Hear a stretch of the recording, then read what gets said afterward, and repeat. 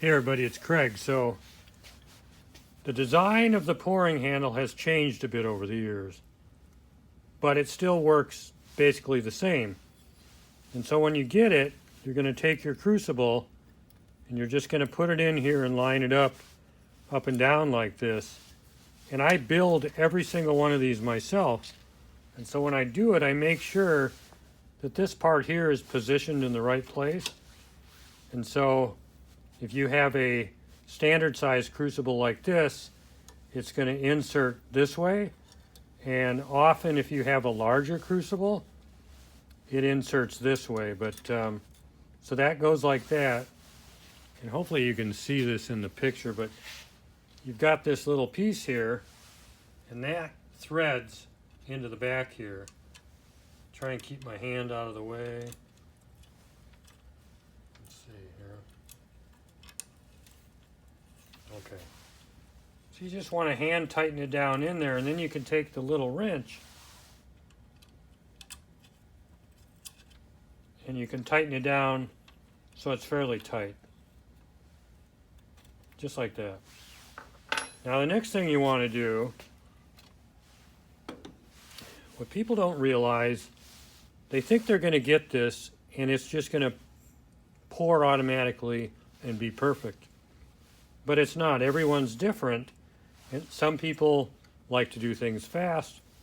Some people like to do it slow. So you have to teach yourself to come up with a good rhythm. Just like this. And that's something you need to practice. So it has this little table, and the little table works with the little flask. And after you've lined it up, I mean, let's say if you're hesitant and you pour it too slow, it's just going to dribble out of here. Some of it's going to stay in the crucible. It's going to pour all over the place. And if you're like in a hurry and just throw it up like that, it's going to shoot out, and most likely it's going to miss the hole. It's going to go all over the place. I mean, it could even miss the pan and go on the floor. You have to have control, and that control is going to come only with practice. You have to create a nice rhythm. You're heating your metal, and you just pour. And I can't teach you that. All I can do is show you a video like this, but it's only you that can figure out the right speed to pour your metal. And the only way you'll figure that out is if you do it several times until you get the hang of it. Now, I often tell people when they're trying to line this up, you just want to have the crucible here to be at this line or behind it. You don't want this to be too far forward, and the reason for that is that when the metal comes off of here, it generally comes out about a ½ inch, and then it drops down. So if you're too far ahead, you're going to pour into this probably. So you just want to line it up.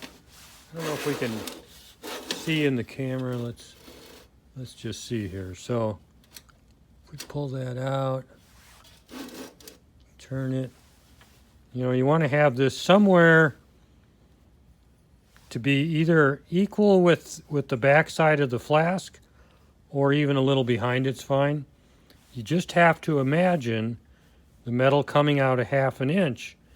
And normally the hole for pouring in a sand casting is in the center. It's right around this line area. So that's something you just have to work on.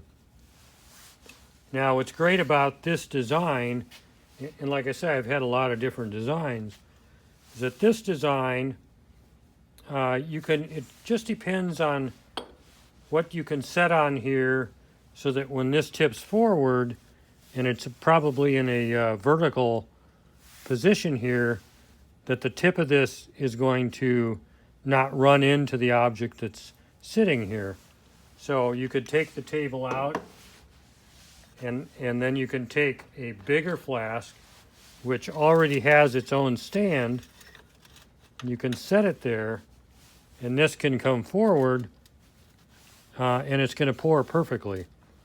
And it's a really good height and everything. If you had an ingot or something, that would work. Soon here, I'm going to have a new system that has a little vacuum. I don't know if this is the vacuum table I'm going to use, but what will happen is this will sit on here, and I can already tell this is too high. So we'd get rid of the table. Probably have to get rid of the hose right there, but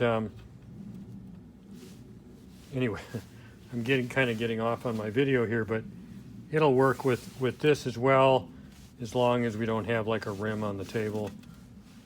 But that's another time we'll discuss that. But anyways, practice this, get into a good rhythm, and you should get really good pours. So we'll leave it at that. Thank you.